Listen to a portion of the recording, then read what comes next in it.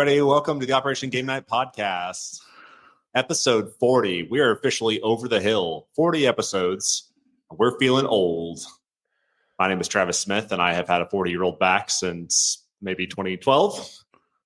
Joining me, as always, he's got one false hip and butterscotch in his pocket. Called him Geriatric Jared Erickson. Jared, how you doing? Well, I'm just glad that we're back up to full strength now, and we have our fearless leader back at the helm. The two dirty boys, we're just raw dogging the podcast last 2 weeks, and Holy moly. we're glad that we have a more professional edge now. So I'm sure the listener is glad to hear that strong, professional leader back at the helm, welcoming them to the OGN. So it's good to be here, as always. Thank you, Jared. And joining me, as always, he shook his fist at a cloud earlier. He might be catatonic. He might be curmudgeon-y. He's the one, the only, Clayton Gable. How you doing, Clay? I'm doing great. It's comforting having you back here. Jared and I had to be on edge the whole time when it's just me and Jared, because you never know where we might go. And I felt like I really couldn't relax because I was assuming some of your responsibilities. So it's good to have you back here to really steer the ship. And that the intro didn't disappoint. I can tell you've had a month to think about it. Those are beautiful. It's good. It's good to be back here with you, Travis. So I came in ready to give you guys your flowers. I was so impressed. Episode 38, I was like, these guys have some je ne sais quoi. They are they have this rat-tat-tat, this repartee that cannot be matched. I'm just kind of the third wheel here, and you guys are really running things. And then I tune into episode 39, and I just get slammed on the internet, okay? Not only in a podcast, okay, but you're putting my name out there on the internet. Didn't play any games, and not just me, but Rachel and baby Gwen got slammed as well. Slander. So whatever. Rachel probably doesn't like us very much, does she? Rachel saw that post on the internet and she said, "What the heck? We actually played games on this cruise." So we wouldn't know. We didn't hear boo from you. House Smith is worked up, and I would have been here last week, except for my co-host, dear listener, started a secret side conversation. Okay, we have a group chat where we plan all these podcasts, and they went third party. They had a separate chat going on where they were secretly plotting to host a podcast without me. So I would have been here, but they changed the date and the time just so I would not be. So boo-hoo. Episode the great 40, here leaders of this world have, the nuclear missile back channels, the red phone. Yeah. Sometimes I got to hit up Clay on the red phone, Jared and I thought we had mission command. We thought we understood the intent, and we didn't need to check in with the boss. Distributed control, centralized command, something else. There's a third one. I have graduated officially decentralized execution. That's the one. Yes. There you go. All right. Glad I learned something on staff.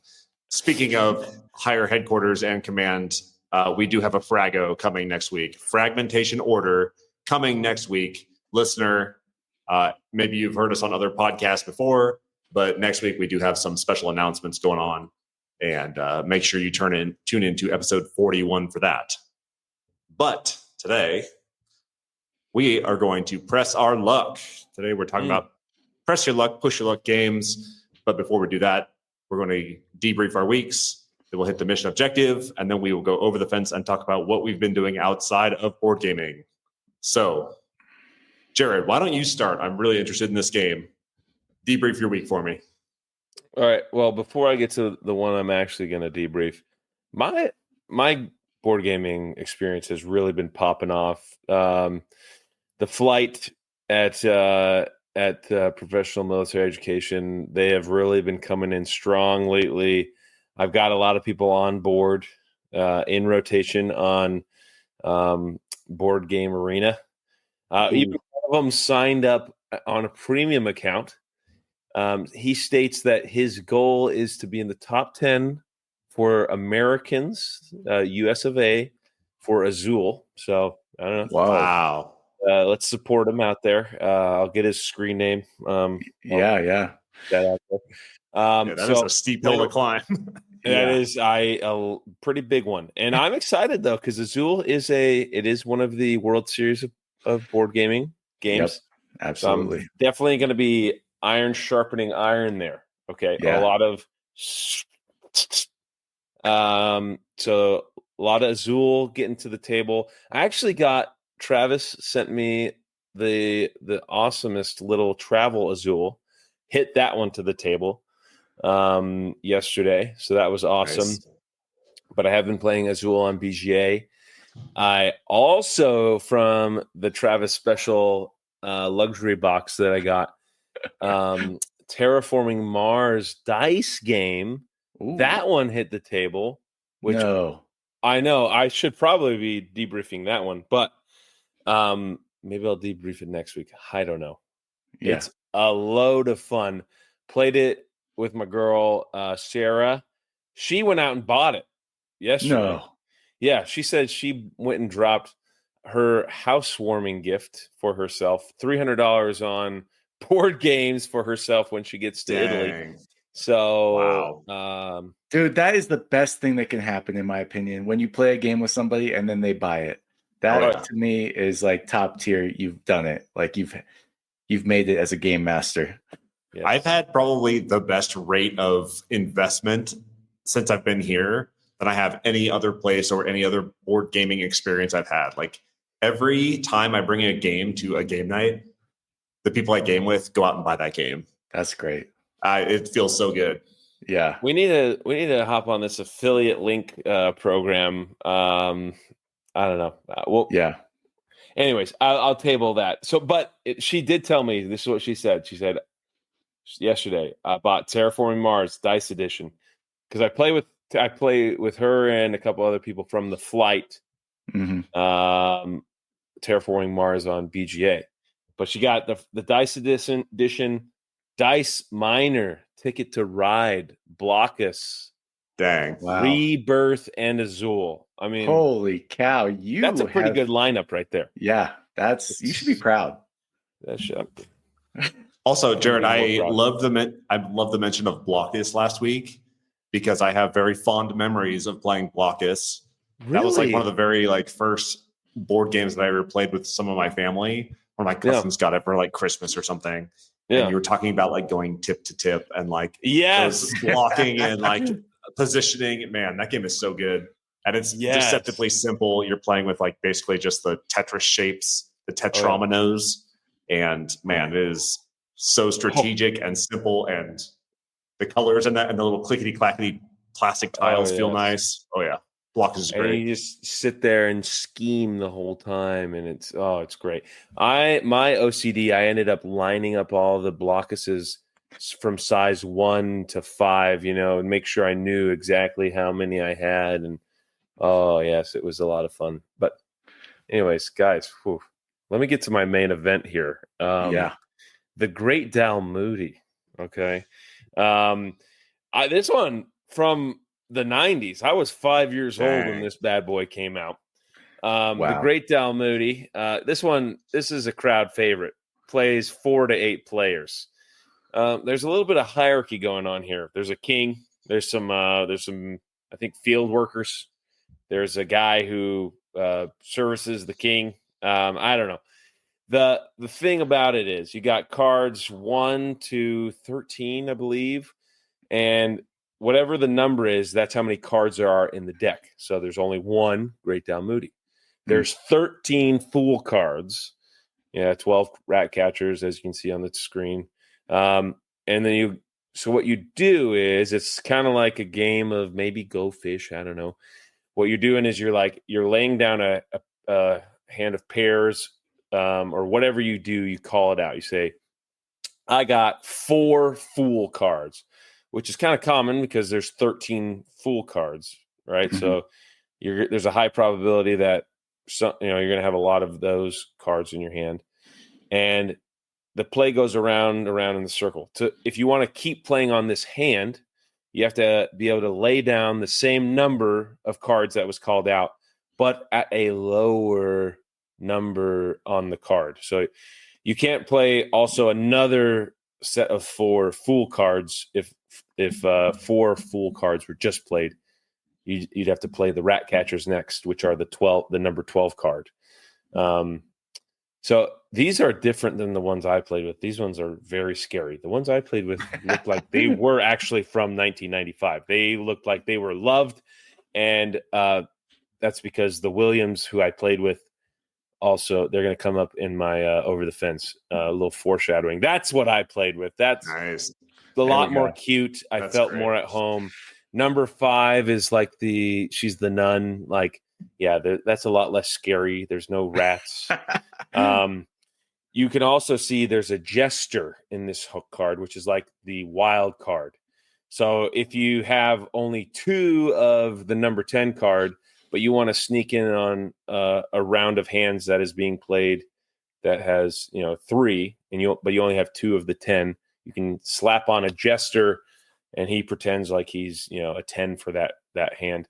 And so the name of the game is you want to get rid of all the cards that are in your hand.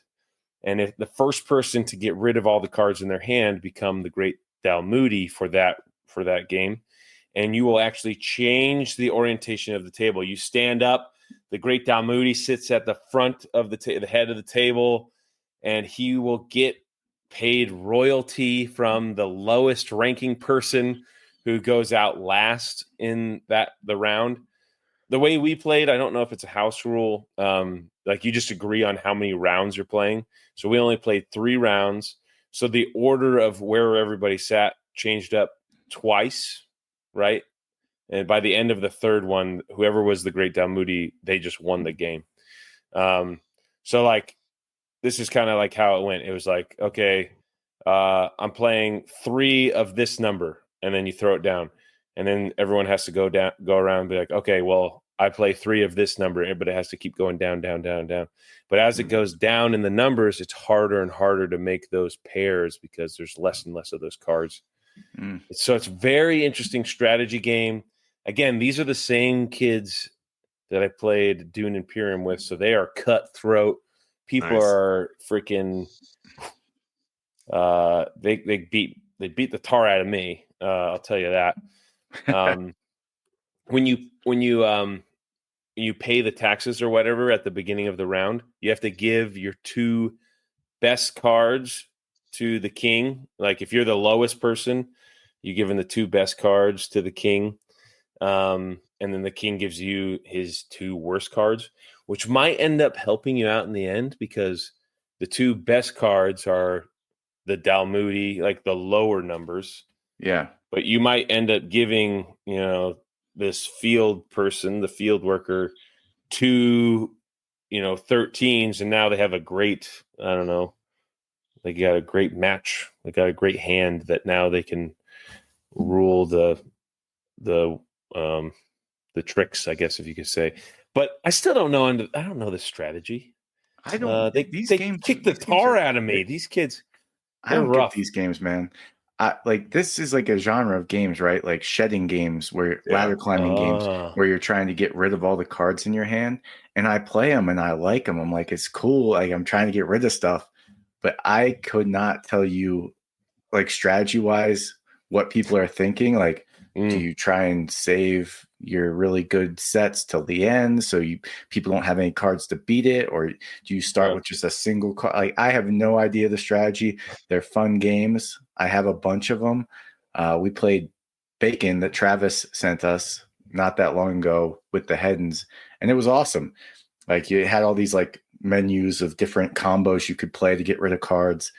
But again, I just had no clue why or when I was going to do it. It's like, if I can beat the person, I'm going to beat them, obviously, But this is cool. I like that twist that you have to go down and that the ranks get harder and harder to, create. Is it all just sets? So it's all you're playing a set of like 3 of a kind. But you can also just lay down 1 card. So you can be like, I'm just laying down a 10. But then if you lay down a 10, you can't play any numbers above 10. You just have to keep going down. Yeah. So you're like almost forcing people to play their lower numbers. Yeah. And whoever there's strategy there, man. Whoever lays down the last card and then you can pass. Everybody passes. Yeah. But we played where if you passed and it came back to you, you could pass again or you could play again. Oh. But if everybody passed in succession, then no one plays again. And the last person to lay down would start off the next hand. So then you would set like, okay, well, here's our starting number and how many are in, the pair or the triplet or whatever that are actually being played. And I got my butt, mopped across the floor. The best part of this game, I forgot. Best part of the game. The wife, Adina, she actually created a crown. She sewed this crown that the great Dalmoody could wear. No. And the youngest one, the one who won, got to wear this dang crown the whole time. They let me wear the crown the first time because at the beginning they just like, well, we won't pay taxes, but let's all just like sit wherever you want to sit. And as the guest of honor, they let me wear the crown for one round. It was not earned. It was only just given to me. And I immediately fell off of my crown or off my, my high horse. And I lost, but I liked it. Didn't pay the iron price for it. Yeah. The Iron Throne. That's right. Jared. Sorry. Go ahead. Clay. No. I was just going to ask, do you know who Richard Garfield is? No clue. He designed probably the highest grossing game of all time. He's the designer of Magic the Gathering. Yeah. No way. Yeah. Yep. Really? Yeah. So when I saw that, I was like, whoa, that's cool. I was just going to ask you, Clay. I was going to ask you what else Wizards of the Coast did before Magic the Gathering, because this is like some weird thing. I imagine they like tried other card games before Magic came around. I don't know. Yeah. I don't know what year Magic started, but I think it was. They probably have a bunch of weird ones like this that I am kind of into and want to check out. Yeah, no, that's a freaking cool find. When we do a publisher deep dive on Wizards of the Coast, we will have to figure out what else they've been up to. Whoa. Yeah, for sure. Nice. Anyways, great debrief. I love it. It was a blast. I loved it. So that's the Great Dalmoody. Excellent. Clay, tell me what games you played this week. I'm going to tell you about one game in particular because my co-host here, Jared, we went through the winners of the Golden Geek Awards, and we were a little coy about print and play. Neither of us have printed or played any print and plays. And so Jared put it out there. He's like, well, let's just do it. It's like $5 to buy this thing. I bought this one today, actually. Yeah. Oh. So, right after that podcast, I went on, bought it, downloaded the copies. By the way, I didn't say it yet, but we're talking 52 Realms Adventures. This won the Golden Geek for best print and play this 2024.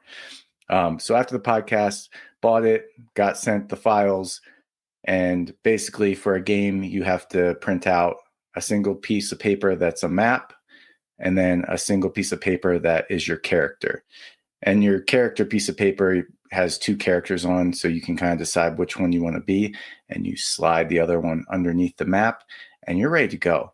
All you need is a deck of cards and like a couple maybe coins or anything really to like track a couple things on the map, track where your character moves throughout the map.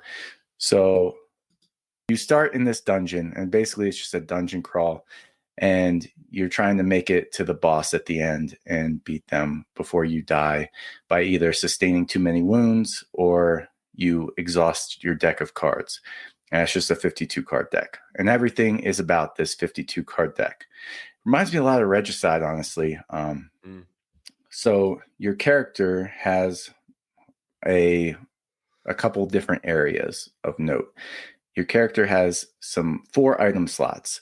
So you can put cards when you gain them as rewards as items. And so like you can take a heart card and put it in your heart item spot. and you can discard it at some point in time to get the benefit of that item. So as you get these cards, you decide whether you want to put them as an item. You can store them in loot. So you count up your loot at the end of the game to see how well you did, or you can use them as equipment, which is what I felt was kind of the most valuable thing to do with them, because your equipment, you can have as many as you want, and you kind of exhaust them to fight bad guys and go through doors and things. So your equipment, you use a lot. And that's down at the bottom. So on your turn, you kind of move from room to room. And there are some passageways which just require you to exhaust an equipment card that has a higher value than the passageway.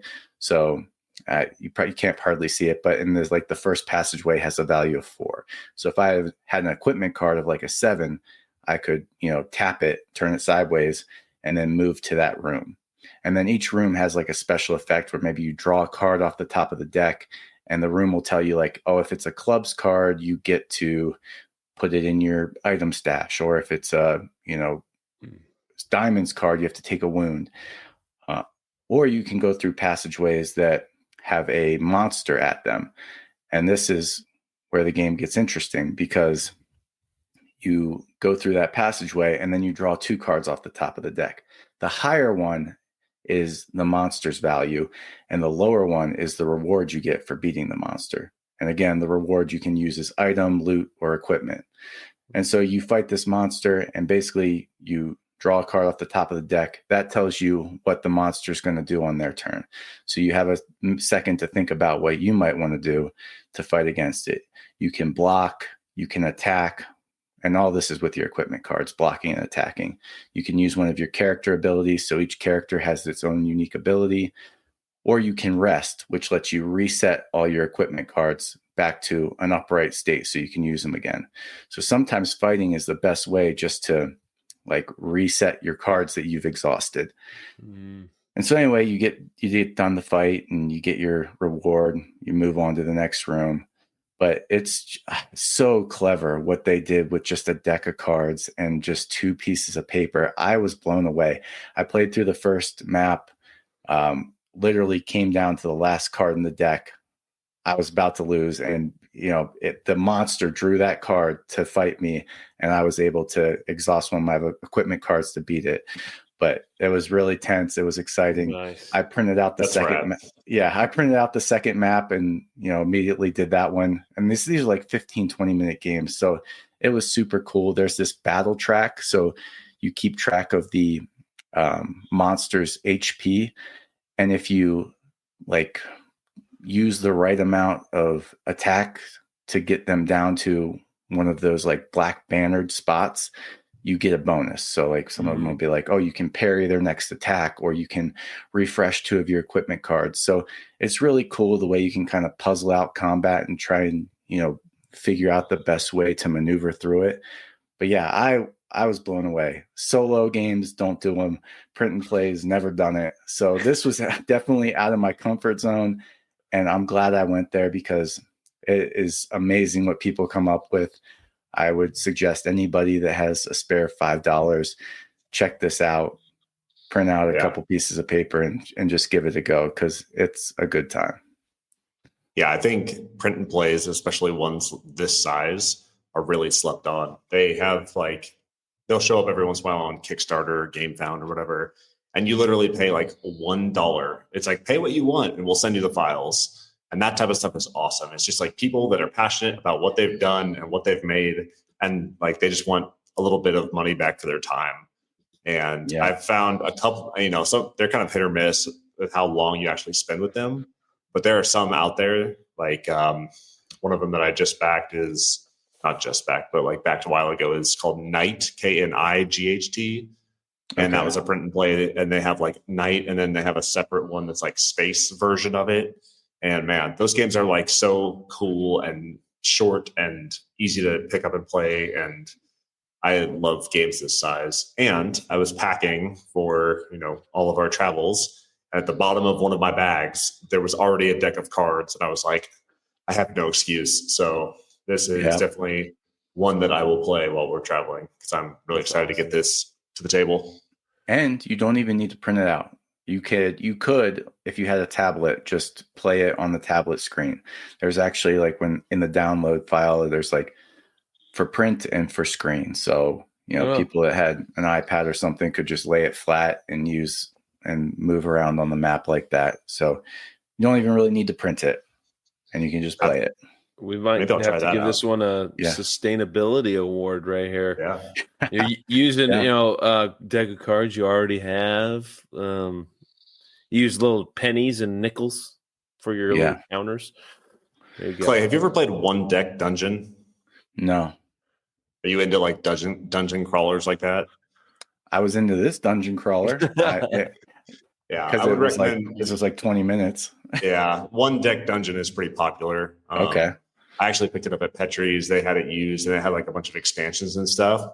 And I think before I left Colorado, it might be in storage. Don't quote me on this, but I think I got rid of it, and that has been like kind of bugging me that I may have gotten rid of it. And that is one that I might pick back up because man, I love dungeon crawlers like this that you can play solo. They're super light and easy, and you can like get a fun experience out of it in like 15 minutes. I love that stuff. Yeah. That's great. Yeah, Jared, thanks for egging me on and suggesting this, because I would have just blown past it and been like, I'll never play a print and play. Why would I do that? Clay, you're not that hard to egg on, if you haven't noticed. Yeah, I'm pretty. Where did you print this thing out? Did you go down to your local library, or you got a printer? No, Mary's got her diesel printer upstairs. So yeah. Diesel printer. Wait, does Scott know about that? No, this is our printer. Time? This is our printer. Okay. She just uses it for Diesel Pro. Okay. So it's fine. Printer. Yeah. It runs on diesel. Well, Travis, I really want to hear what the heck you've been up to. Yeah. Give me a little bit of a debrief. You got a lot to debrief. Champ. You got 3 weeks of debriefing to do. Yeah. Huh? So you guys gave me all this crap on the podcast about how I didn't bring any games, didn't play any games. Okay. Not only did I bring games, I tried to bring like a thematic game experience. Whoa. Because we went on a cruise. And I brought a whole bunch of games that were all nautical themed. Okay. Look at you. Wait. Oh. The first one that we played a couple times was Whale to Look. It's an Oink game from 2023. I've talked about this very briefly, but it's like a hidden movement bluffing game where you are using resources to look at these cards that dictate a number of fish that are going to show up in that quadrant. And when you know that number of fish, you are trying to position your boats that have 1, 2, or 3 sightseers in it into these blue spaces between the fish tiles that will be where the whales appear. There's 2 whales in every game. There's an orca and a gray whale, I think. And the orca will go where the least amount of fish appear. And the gray whale will go where the most amount of fish appear. So what you do is once you are using these little smaller boat looking things, these like kind of triangle shapes, you spend one of those on your turn to flip over one of the fish tiles, look at it secretly, and then return it to its place. And you can go back and look at those at any time you want once you have placed your little boat there. Then you also have a radar token or a sonar token, which is like kind of like that Wi-Fi looking logo. And you can use those to permanently flip one of the fish tiles and reveal it to everyone. And so you're trying to position these boats and maybe like put them in the wrong space so that other people think that there might be a whale that appears there. And if you look at one of the fish tiles, you have to move one of your ships. So you can keep doing that back and forth so long as you have tiles to move or you want to continue to move your ships. And so you can kind of go around and kind of bluff people and move it back and forth, move it in a circle, like do all this maneuvering and stuff to try and bluff the other people into thinking that a whale is going to appear. And then once everybody passes, then the whale appears and you score points equal to the number of passengers that are in that space. Okay. Wow. So if I put the boat with 3 passengers in it, I get 3 points. One other thing is like you also have an anchor. If you're like very confident that a whale is going there, you can place an anchor and not move that ship anymore. and that scores you an additional 2 points for that boat. Then you start the next round, and you play a number of rounds equal to the number of players, and this plays up to 4. And each round you flip like an additional, I can't remember what they call it, but there are these cards that will change the rules of scoring for the next round. So maybe like wherever the orca appears gets 3 extra points if you have a boat there. Ooh. Or some of them have like whalers where like you're trying to avoid where the whalers are going. And it's just kind of like you score multipliers or you score differently than you would normally. Or you're trying to go where no whales are for whatever reason. So yeah, Whale to Look is like a really cool oink game. You know, it's the size of a deck of cards like most oink games. And yeah, it was a great starter to the cruise weekend, or cruise week rather. We also played, you know, Sea Salt and Paper, the great beachy ocean theme. We played with the Extra Salt expansion, which I had not done before. And there's not a whole lot different. It has like the little jellyfish where you can basically prevent your opponent from taking another turn. It's got the seahorse. I love the seahorse. Yeah, the seahorse can like fill in a missing. Yeah, it's like a wild on one of the sets that you're trying to build. Man, what else is there? The starfish, the lobster. Yeah. There's like a couple of different things. I got that one at Essen Spiel, and I don't have the English rules, but I just pulled it up on my phone and it worked great. That game is so good at any player count. It plays so clean at 2 players. It plays good at 3 players. Plays good at 4 players. I love Sea Salt and Paper. There's a reason it won the small box beatdown, Travis. That's true. That game is great. I cannot get enough of that game. Then what else did I bring? I brought your escape room in a box that you sent me, Clay, that like escape of the Nautilus or whatever. Oh, yes. Yeah. It's got a big kraken on the front or a big giant squid that's like eating a ship. Okay. That one, it said playtime is 60 minutes and we were kind of limited on time. We didn't actually get to that one. But then I brought, Jared, you said I didn't bring any button shy games. I brought plenty of button shy games. Okay. I brought At the Helm. I brought was it Wild Tales, which is like a pirate themed game. Okay, all right. I brought a whole. Yeah, yes. I'm starting to think that maybe you brought too many games. I brought a lot of games. But what I do want to say is, very first night we're there, we're hanging out, we're like kind of walking around the ship, getting to get our feelers out there, see what's going on, and we look over at one of the like restaurant bar areas. And these 2 guys are playing. Clay, help me out. What's like the chicken themed Reiner Knizia game with like the tiles? I talked about it probably like episode 2. Yeah, Picomino. 2 guys playing Picomino. Deep and I'm cut. like, they're playing a Reiner Knizia game right now. Wow. I told Rachel, like, I gotta go say hi and like strike up a conversation. And I walked over and I said, "This game's great. I love Reiner Knizia. Like, love board games. Glad to see that you're playing them." And they looked at me and said, like, no English. Struck out. Dang. Later in the week, I see somebody playing Catan in this corner booth. They have like all the deluxe pieces, like 3D printed like castles and cities and stuff. And I'm like, these guys know what's up. I'm gonna go over there and say hi. Yeah. No English. Struck out again. Third time, see another separate group playing Catan. Went up to strike a conversation. And they were just rude and didn't want to talk to me. But turns out that Europeans love their euros, and Catan was a hit on the boat. So I was a little bummed. I should have carried around a big stack of Operation Game Night stickers to give them, but I tried to make board game friends on a cruise, and I kind of struck out. So I'm sorry, Travis. That's you got to go on the Dice Tower cruise. You'll make plenty of board game friends. That's there. right. What size was this ship? Are we talking like big Carnival cruise? Or are we talking the smaller like Viking cruise type size? It was not Viking. Viking has like a couple hundred people. It's like real small. This one maybe had maybe like 4,000 people. Like it was a pretty big cruise. Okay. But yeah, if you have the means, I highly recommend cruising the Norwegian fjords because they're awesome. Yeah. My only regret, big enough where you can get ice cream 24/7. No 24/7 ice cream, which is kind of a bummer. I know. Oh I know. my gosh! But we went on like kind of a budget cruise line. We went on kind of a budget cruise line where they don't have like the soft serve where you can just walk out to the pool and serve yourself. That's probably just such an American thing. It's like, yeah. Yeah. Everybody else is like, who would want this? I'm just like, Man. I want to put my mouth underneath the dispenser and just dispense ice cream straight into my mouth. And yeah. Lots of good stories about the way that they operate a buffet on a European cruise line, but we're not going to get into that here.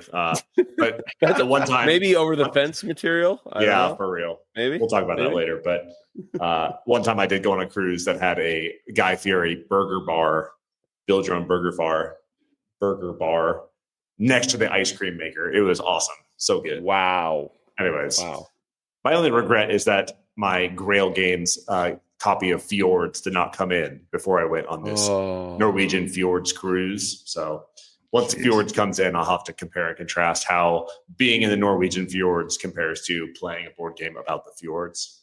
More to come. Well, beautiful. All right.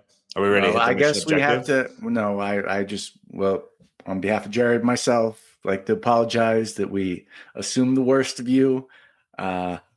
It seems like you did your job as a Operation Game Night member and took the appropriate amount of games, potentially too many, on your cruise. So, Rachel, I immediately eat my words and I apologize for everything I said last episode. Baby Gwen, I'm sure you were not clamoring for the button shies. I'm sure they were piled on top of you while they were trying to get out the door, and I apologize. That's right. Clay, more importantly, have you played the Lord of the Rings Trick Taker at 2 players or less than 4 players? No. Okay. I was so excited to get this played. So excited to get this played. I'm like, I'm going to bring it to the pool. We're going to set up on a little table. We're going to get this played. Trick Taker. Baby Gwen's like napping. And then I open it up and I like get the rule book out and I discovered that you have to like run a 3rd-person pyramid in a 2-player game. Yeah. And I was just immediately turned off and did not want to do that. And that's why I don't do that stuff. I'm like, if it's a 4-player game for me, I'm gonna play it 4 players. If I want to play a 2-player Trick Taker, I'm playing Jekyll versus Hyde, Fox in the Forest, something handcrafted for that. I don't need to. We talked about player count already. I could go on and on about trying to force a player count in there, but I won't. Yeah, you have to there's like this 3rd person that's like a pyramid of overturned cards that you then have to like flip and play to a different area. It's probably not all that much work, but just like the fact that I have to reach over, like the gaming time we have is limited. The attention span that we have, especially now, is extremely limited. I'm not doing that. So, Jared, put Adrian on notice. It's in the bag. We're bringing it. We're going to play it. 4-player. 4-player Trick Taker. All hands on deck. Let's do it. Okay. I like it.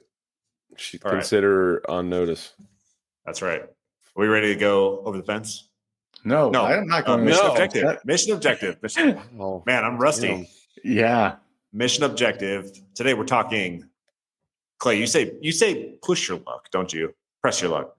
I would say push your luck. Okay. I'm a push guy. Press your luck. Push your luck. Is it push your luck or press your luck? What is it on BGG? I think either is acceptable. I'll go to BGG and let you know. I mean, they call it risk for a reason, right? It's not safe, right? It's called risk.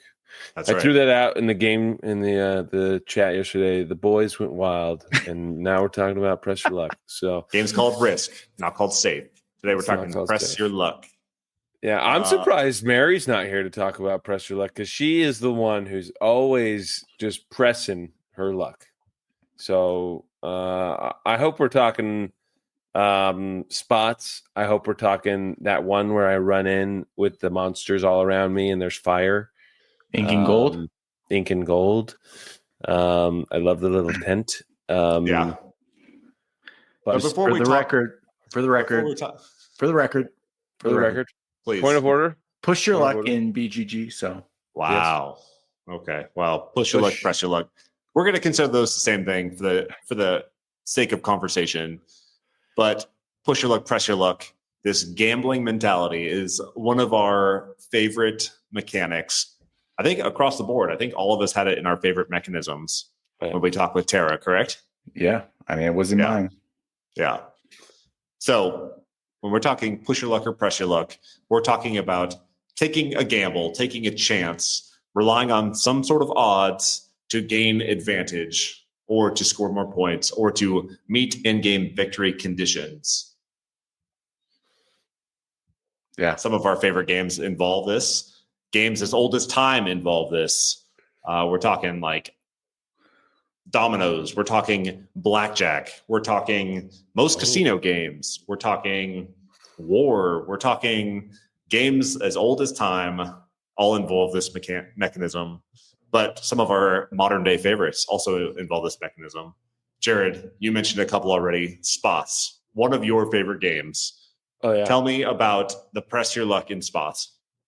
Well, I mean, for specific reason, spots is obviously coming to mind because press your luck, you're rolling these die, and if you can't place them on your dogs, because your dogs have very specific needs. There's some dogs that they need certain things. Maybe they can't have kibbles.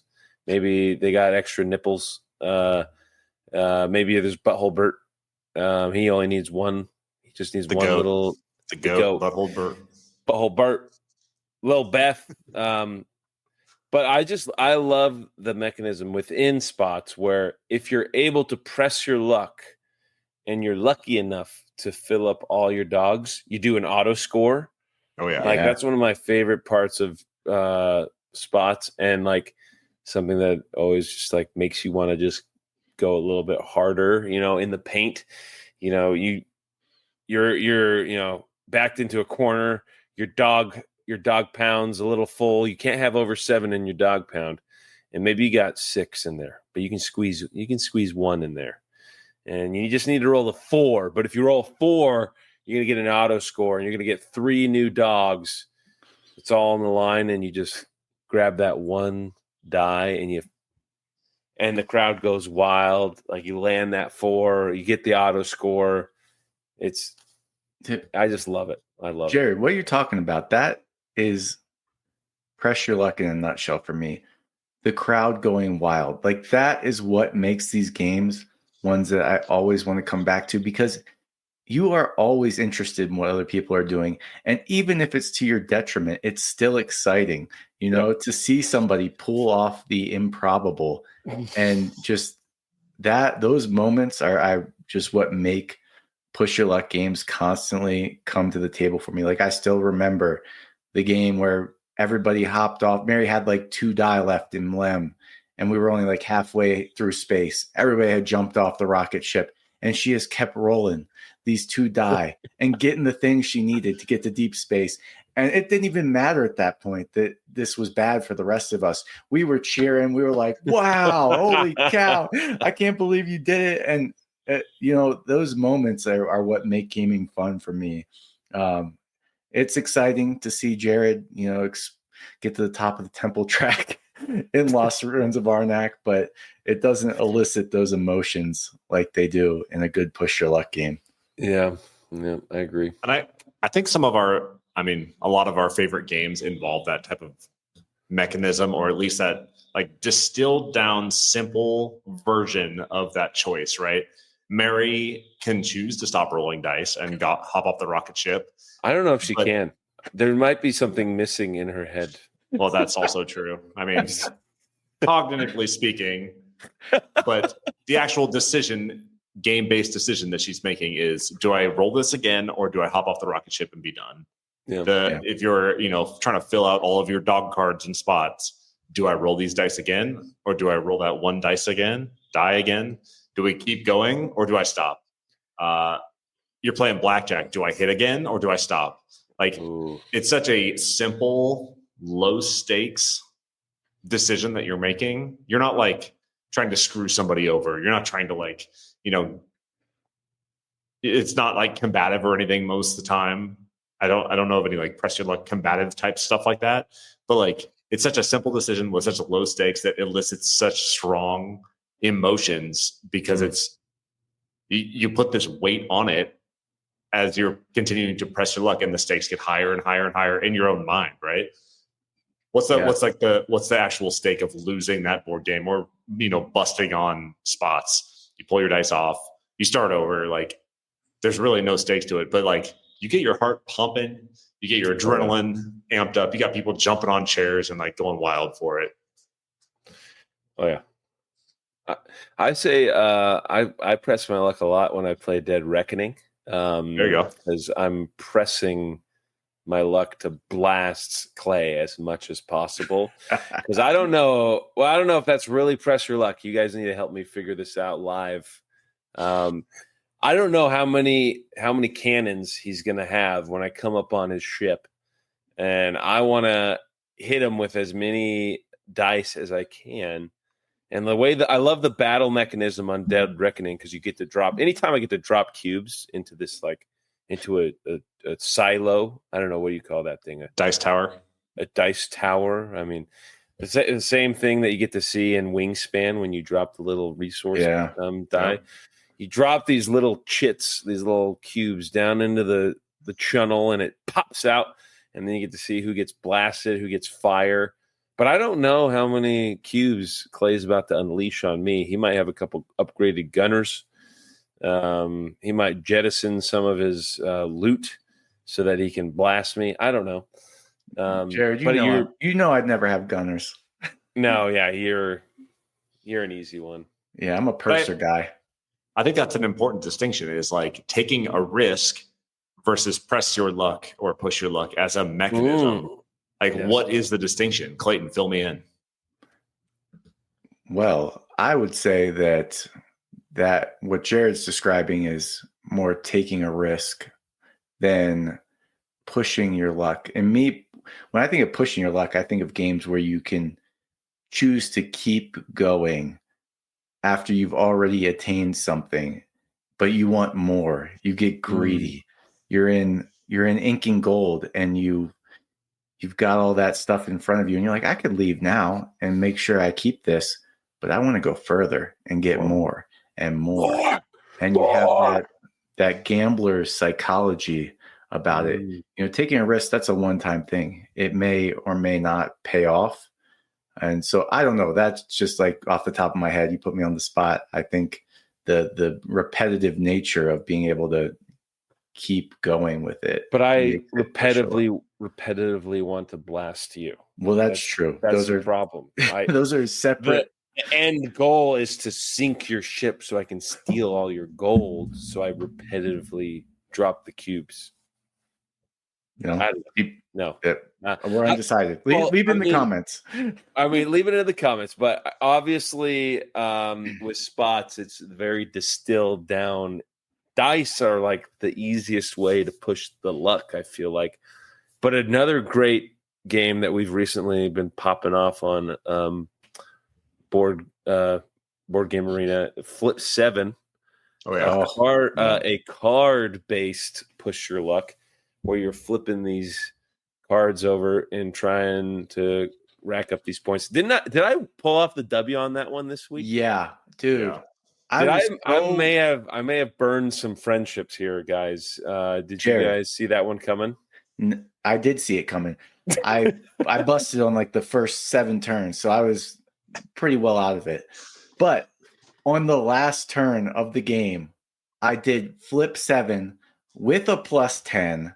Wow. And I scored a crap ton of points, and it felt amazing. I still lost. But again, that's why push your luck so fun, because I was out of the game, but I just kept hitting. And I had these low number cards. I was like, I might be able to get 7. And sure enough, I did. Wait, why is it called Flip 7? Jared, have you been playing this game and you don't even understand the core premise of the game? Why is it called? Okay. So if you manage to flip over 7 number cards and they're all different, you get an additional 15 points on top of what your normal score would be. Oh, really? Yeah. So it really incentivizes you. You got like 5 or 6, and you're like, you know what? Hit me again. So push your luck was it was working on me without, and I didn't even know there was extra incentives. I didn't even know the auto score on your dog cards was there. I didn't even know that was a thing. Like apply that to flip 7. Yeah. Now I'm really gonna blast your ass. So I believe it. okay. My All right, ass is ready for incoming fire. Well, okay. Well, all right. let's run it back. We need to run it back with emptiness. Yeah. Fire it up. Let's do it. Okay. Oh man. Okay. Now I know. Yeah. Now you know. So, but that's doesn't have the same kind of card distribution as the Great Dalmoody. It does. Yes. Yeah. When you were talking about it. Yeah. Yeah. The only difference is that Dalmoody doesn't have like the 0 points or the plus 12 or the ×2 or the, those weird ones that are specialized. Doesn't and sound the like 0 point card is actually really good because it adds an extra card to get you to 7. Yep. Oh, yeah. Wow. See? This game is unfolding live and in person. Just like Rebirth did for me last week. Oh, that's right. Flip 7's coming in the mail today. Yeah. So, I will have it with me. I'll play with the Williamses, the boys down the street. This play week, with the Smiths. Yeah, let's go. Dang. Anyways, we've got off topic, but so let's get back on. Let's hop back on. Mission objective. Some of our favorite game shows out there involve push your luck, right? Like at its core, you're talking about your what is it? Price is Right. Price is Right. Uh-huh. Yeah, Price is Right. Your Jeopardies, your Who Wants to Be a Millionaire? Is you're pushing your luck, right? You could continue to answer that next question, or you could take the money and run. So what is it about watching somebody else push their luck like that, even with stakes as low as, falling off the mountain in Mountain Goats or, busting on Can't Stop? What is that elicits that emotion? What do you think? Come on, biology major. I bet you dopamine. There's dopamine going. Yeah.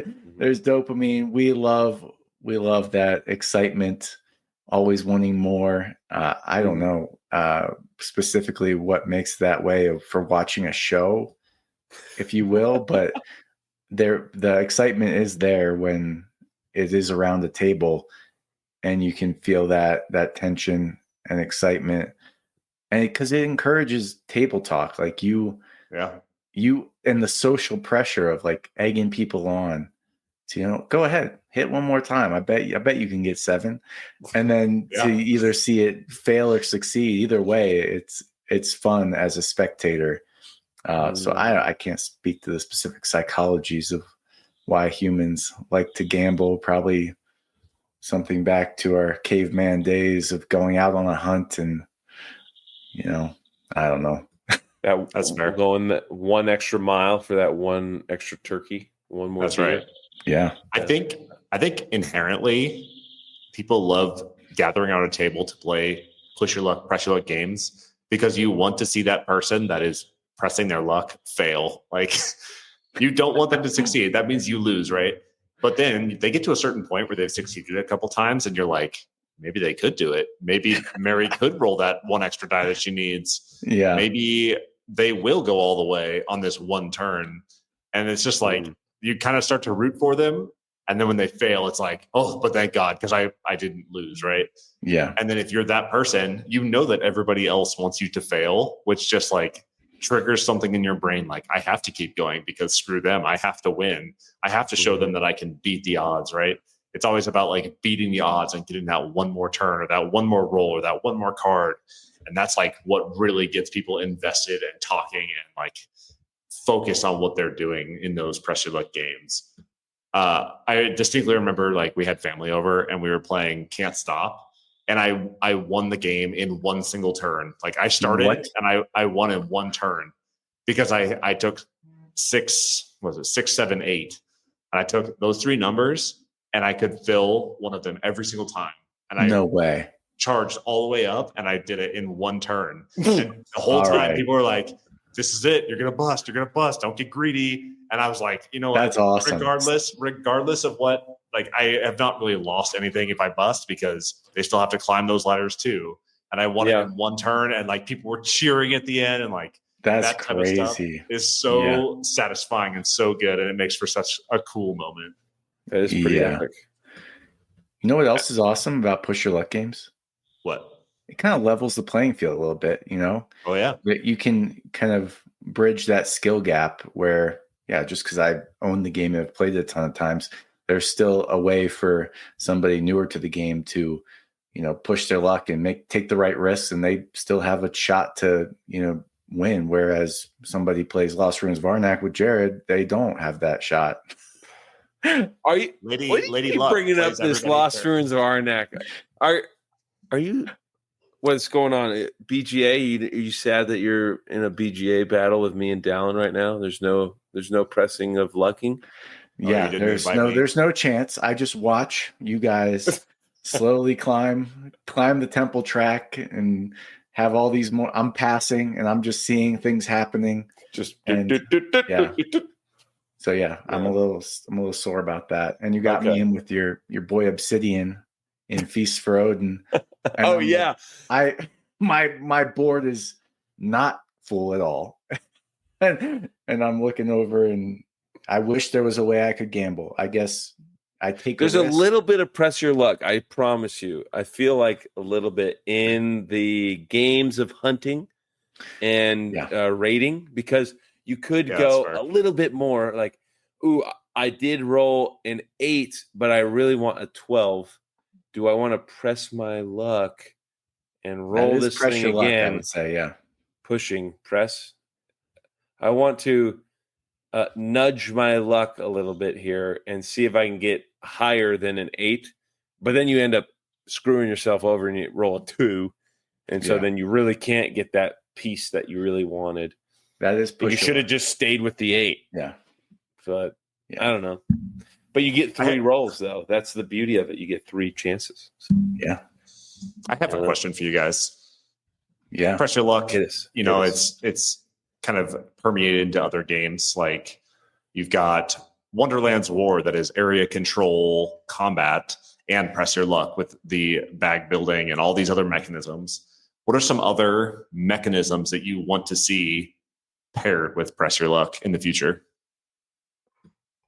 Travis, I'll get back to that answer real quick, but I want to answer your previous question that we stumbled around about why people like it. I think people like these games because you can't behave that way in real life normally. Like normal people can't take those type of risks in their daily lives. So to be able to watch or see or yourself be taking those gambles and, really shooting for the moon, I think that people like live vicariously through those, like that microcosm of feeling risky. Anyway, avatar, yeah, just out of body experience. Back to your other question, I will turn it over to Jared to see what mechanisms he would like to see paired with pushing his luck. Oh, don't you put me on the big screen? You're on the big screen now. I'm on the big screen. Well, I mean, now that you brought Wonderland's War, I mean, I just thought of Quacks of Quedlinburg. Yeah. Also press your luck. Yeah. Quedlinburg. Obviously, I'm a big fan of the bags. Something where you draw the output randomness. We've got to get Phil Walker Harding back on here. Output random. I'm grabbing something and now I got to decide what the hell to do with it. Because I do like that. Well, once you pull it in input randomness. Sure. Input randomness. You are taking an input and deciding what to do with it. I'm taking it. And then, in that one, you just grab it and then you're like, well, okay, now that's where I need to put it. But it would be cool if you could pull it out and then where do I want to, where do I want to put this? Rebirth. Well, boom. Done. Is there a pressure? Thanks, Reiner. Yeah, is Rebirth, but Rebirth isn't really pressing any lucky. No, it's not. Not really. So give me a Rebirth with a press your luck. There you go. That answers the question. Does that answer your question? Yeah. If you decide you can keep going as long as you can place place a tile. And then if you draw one that you can't place, all of your sand castles crumble and you're back to square one. Whoa. Or just add the captain flip mechanism to Rebirth. Oh, yes. Where you draw the tile and you're like, if I decide to flip it, I got to keep it with that one and put it out. There you go. So, I like that. That's good. I do like that Captain Flip. Yeah, Captain Flip's good. I like Captain Flip a lot. So simple. Clay, what would you like to see Press Your Luck paired with? Abstract strategy games. Ooh. Those things are so dry. I try and play them, and I would just like to see a little more flair and flavor in those games. I guess it kind of defeats the whole purpose of a abstract strategy game like chess or checkers if there was some random way you could risk it to get ahead. But perfect information is not my jam. So I was just playing Santorini with the kids, and I was like, this game's good, but what if I could just have to decide randomly what to play instead of, having to think 15 steps ahead for my only chance to win. So I don't know. You asked a tough question, Travis. I know. Wish I could. What about you, Travis? Yeah, put you on the spotlight. Put him on the front. Yeah, make him big. To be fair, I just thought of this question as we were talking, but I think Press Your Luck with dexterity would be cool, and it exists some places, but it's not real prevalent. And I think that might be the next big thing. Is like, I think there was one where like there was a game where it was about like crows picking up shiny things, and so you'd have to go with like your little beak, which was like tweezers, and pick up these shiny objects and like. Carefully move them. It's like, twiddly sticks or whatever, pick up sticks where you're trying to pick them up gently without disturbing the other ones. Yeah. But you're trying to pick up little items that are like shiny items that these crows are collecting and continuing to do that until something fails. I think that would be a cool mechanism. Or like, was it like Kerplunk? It's kind of like Press Your Luck, right? You're like pulling the little sticks out. You ever played that? The big cylinder with the marbles up top. No. It's a big cylinder with marbles with like a bunch of sticks around the outside. And you can continue to pull the sticks until you don't want to anymore. Or like Jenga, right? Like I could continue to pull these pieces off until I want to stop and then pass it to the other person. I think that's like an underappreciated market for the adult board game world. Like Press Your Luck meets dexterity. Interesting. Did we do it? I think we did it. Do we want to give a shout out to just come up we've talked about some of our favorites, but I just want to, wrap it all up here with some of my favorite Push Your Luck games. Please. Ink and Gold. What we got? Captain Flip just talked about it. Quacks of Quedlinburg. Flip 7. Spots. Yeah, freaking Spots. Wonderland's War for a bigger one. What else? I was just looking back there. You got Ra. I think Ra has. Oh yeah. The funnest part of it to me is the Push Your Luck part, where you're like at the end, and it's like, oh man, do I keep drawing tiles? And if it's one of those red ones, I'm gonna get nothing. But I can keep drawing and getting more. That's an awesome part of Ra. So, Any other Push Your Luck games you guys want to shout out? Can't Stop. I have played probably more Can't Stop than I have played any other game out there. Isn't Heat a little bit? Yeah, with the stress cards, maybe. Yeah. I guess you're like taking a risk, taking heat into your engine in a deck building format, but my parents would say Yahtzee. My parents love Yahtzee. Ooh, just like they could be simple, they could be complex, but it's a cool mechanism that can get everybody involved. Clay, that was a good call about like leveling the playing field. Good, people that are new to a game and people that have played it a million times have the same chance at can't stop or spots or whatever. Yeah. Brings people to the table. I love it. All right. Are we ready to go over the fence? Let's go. Go over. All right. Jared, hit me. What have you been doing outside of board gaming?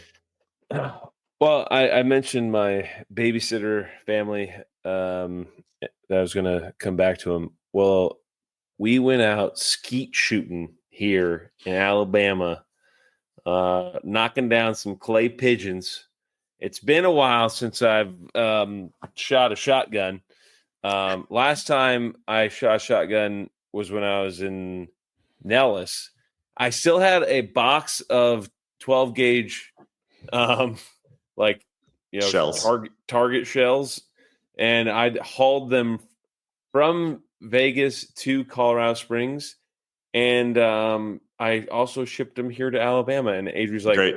those are not being moved again. So I'm like, oh yeah, I should probably just get rid of them. And like randomly, I was talking to the dad, and he's like, oh, we like to go to this range. They have like it's like multiple, and I always forget what's the difference between skeet and trap. One goes left to right, and the other comes out from underneath you, and it's in a random direction. Oh, we did both. And I'm bad at the one that goes at random directions because I'm bad at deciding where to go. Yeah.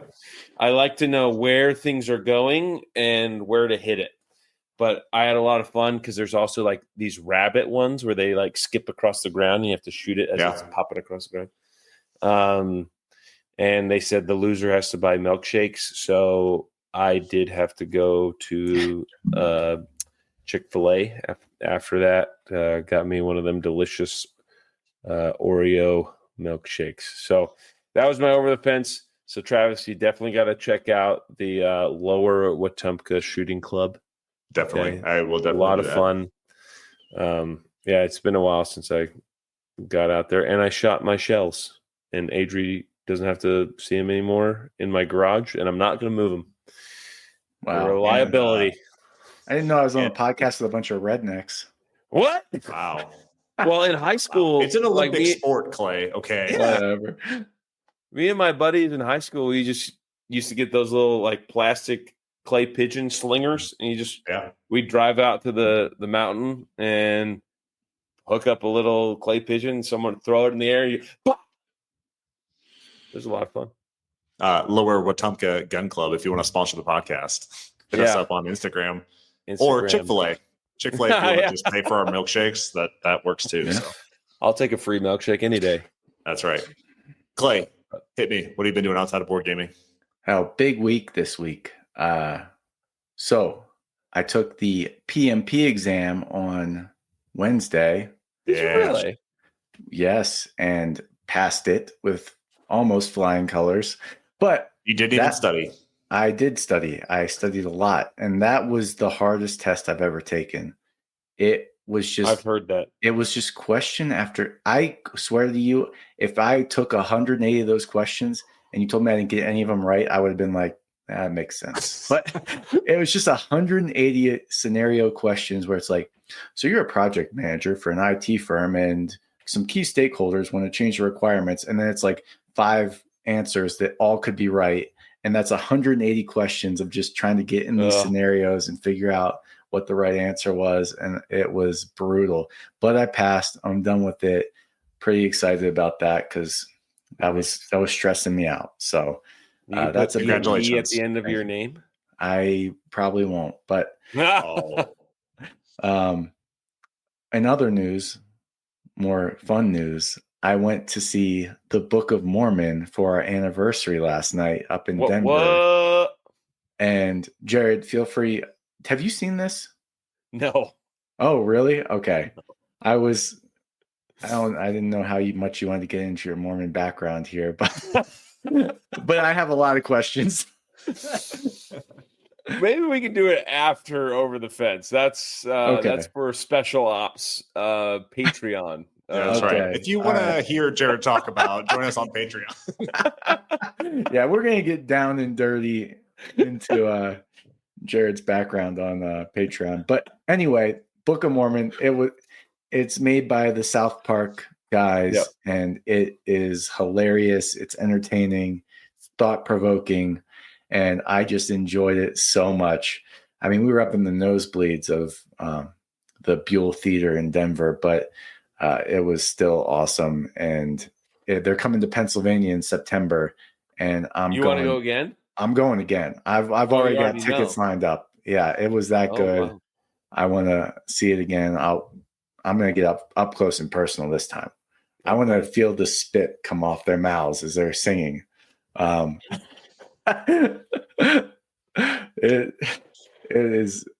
It's a good time. I definitely pokes a lot of fun at religion in general. So if that's a sore subject for you, it is not a documentary about Mormonism. It's certainly a comedy. So it is well informed, though. I mean, I think a lot of those South Park dudes were former Mormons, and but yeah, it's not gospel doctrine by any means. But yeah, I've heard some pretty vulgar things about what kind of things happen in that show. It's crazy, man. Are you interested in seeing it, or are you just? Is it too close? I don't know. Yeah, I don't know. I thought you guys had seen it. Save it for the Patreon. Okay, I'll save it for the Patreon. I am always tempted. Like every time shows are available, I've always been tempted to go see it, and I never have. But you should. Were you ever like a South Park guy? Like, did you ever watch that show? No, I mean, I've seen episodes, but it wasn't like a show I watched religiously. Yeah, I was just wondering, like, how close the comedic level / tone was. I've heard that it's like South Park, and then they ramp it up a little bit more past ramp. Yeah. Oh no, I would say it's a little more highbrow than South Park. The second act gets a little bit off the rails. Just because you're sitting in a theater doesn't mean it's highbrow. It's highbrow. Yeah. Wow. Very cool. I'm interested in seeing it. Yeah, it's great. So that's my over the fence. Travis, you've been obviously over the fence for quite some time. Other than the fjords, what's going on? I've been AWOL for a while. I know. If you have the means, I highly recommend going to the Norwegian fjords. They are beautiful. They're like, we sailed this gigantic ship through these like rivers, basically, and it's cliff spaces on either side, tons of waterfalls, not a ton of wildlife, but like little fishing villages or like herding villages and stuff along the fjords. Beautiful. Highly recommend. Crazy expensive, unbelievably expensive once you get there. Norway is so expensive. Yeah. So if you have the means, go ahead and check that out. But other than that, we've been getting ready to move. I've been reading a book about board games because I missed you guys so much. It's called Your Move and what board games can teach us about life and society and stuff. And let me get my phone out. I need to like say the actual title because I feel bad if I don't. I'm going to look it up on Libby. Stand by. I've been listening to 1 Minute to Midnight about the Cuban Missile Crisis. Oh, yeah. If you want to get into, history. Adri said that people my age get into history, taking care of their lawn, or smoking meats. And I got the trifecta. So I think I'm set. Okay. What's the book? It is called Your Move.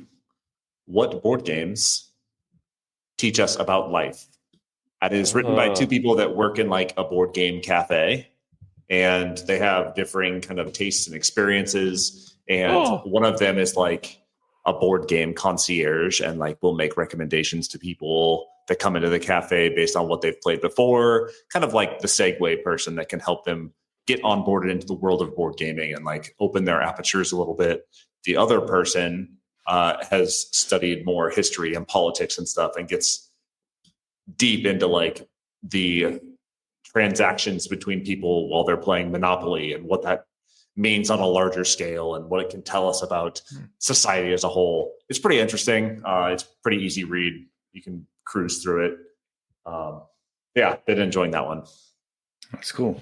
Nice. Yeah, tons of books and movies and podcasts and stuff, but I'm not going to belabor that too much because it's my first day back. We got to ease back into this a little bit. Yeah, I'm kind of overwhelmed by you right now. Wow. I'm overwhelmed by those guns that you have out. I mean, have you Oh, ever yeah. seen some floppers like this before? Hey, we need to freaking coordinate our outfits soon. You know? Yeah. Get Which some- Maybe that's get part some- of post-June. Yeah. Oh. Let's all get some. Oh. Is that a little spoiler for next week? That's Yeah. right. Yeah. Listener, if you are tuning in, tune in next week. Listen again next week. Watch on YouTube because we have a Frago coming down the pipe and things are about to change a little bit for OGN. So more to come. We'll talk about it next week. But hopefully it's something that will help you enjoy our podcast throughout the week instead of maybe just one day when you sit in your car at lunch for an hour and a half and listen to us ramble about board games. So more to come. But we did it. Over the hill. Over the hill, guys. Over the hill. Congratulations. 40 Wow. episodes under our belts. More to come. I can't wait to do this in 40 years when we can celebrate our actual 40-year anniversary. And we're in the old folks' home talking about board games. We're in our 70s and we are like decrepit and all of our listeners have died off and it's just us. Whoa! You can still live in a normal house at 70, right? Yeah, absolutely. Yeah, right.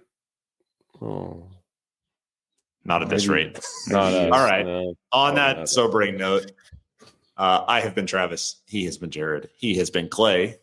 And we're out.